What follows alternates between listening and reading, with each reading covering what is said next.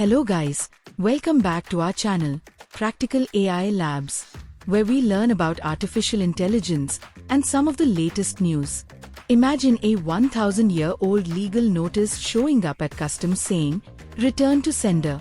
That's basically what happened in May 2026 when the Netherlands sent the Nijmegen, aka the Leiden, copper plates back to India. These plates aren't just shiny metal, they're ancient paperwork with better handwriting than most of us ever manage.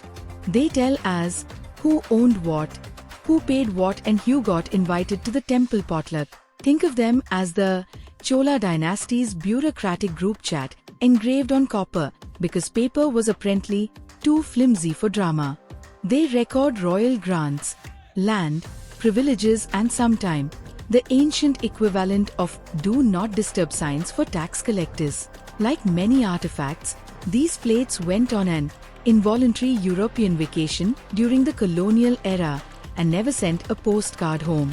Over decades, they lived in Dutch cabinets, got studies by scholars, and probably discussed the weather. After years of polite back and forth that probably included several diplomatic versions of, "Were you using this?"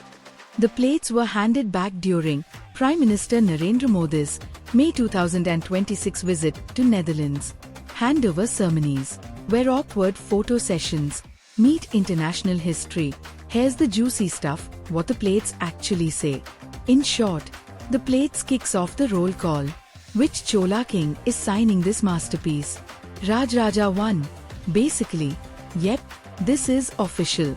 The grant itself, a parcel of land and rights, goes to a temple or temple people. Think of it as a medieval donation receipt, but shinier. The plates list local bigwigs who saw the deal happen. These were ancient witnesses, not the modern kind who show up for reality shows. They named the temple and the deity because even paperwork wanted to be religiously correct.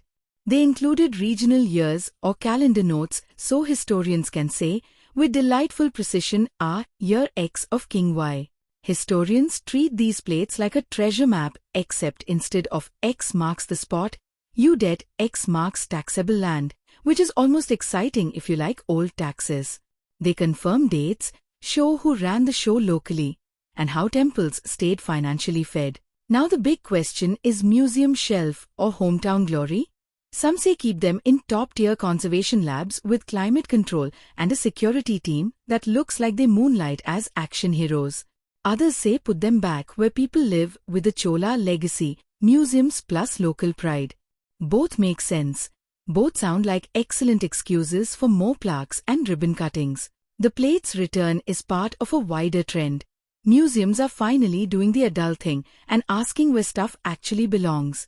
It's a slow process, like reclaiming your sock from the laundry of history. But each returned item is a tiny, triumphant reunion. Thank you for watching the video. Please subscribe. Comment your opinion.